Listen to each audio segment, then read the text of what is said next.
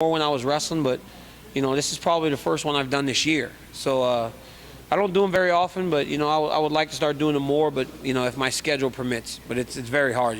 Yeah, we heard you earlier when you were just. It's crazy that you can actually remember your schedule like that. I mean, you rammed off probably like 2 months. Yeah, man. Full of stuff. It's crazy. I just kind of think because it's time away from my kids. So I don't see it as things that I'm doing. I just see it kind of as time away from my kids.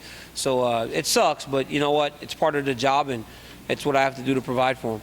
Definitely. You're actually in Houston for UFC 166. You compete against Big Country Roy Nelson. Mm-hmm. I remember speaking to you briefly at Media Day, and one of the big things was your wrestling and him being able to possibly take you down, and you obviously shut that down fairly quickly, even before the fight.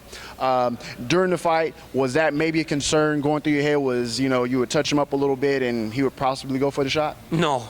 I was comfortable, man. I felt sharp. I was on point. I thought my stuff was pretty good, and I was comfortable every second in that fight.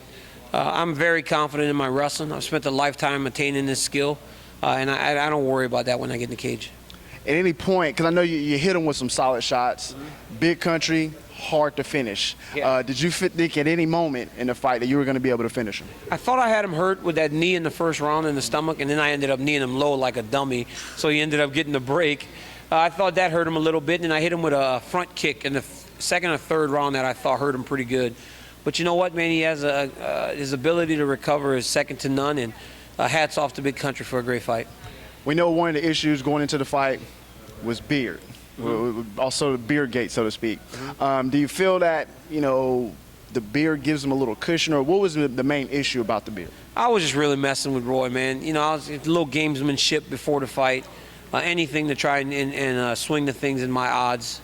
But you know what, man? I have nothing but respect for Roy Nelson. I respect him more after spending the time in the cage with him that we did. No, this is your last fight at heavyweight. You're going down to 205.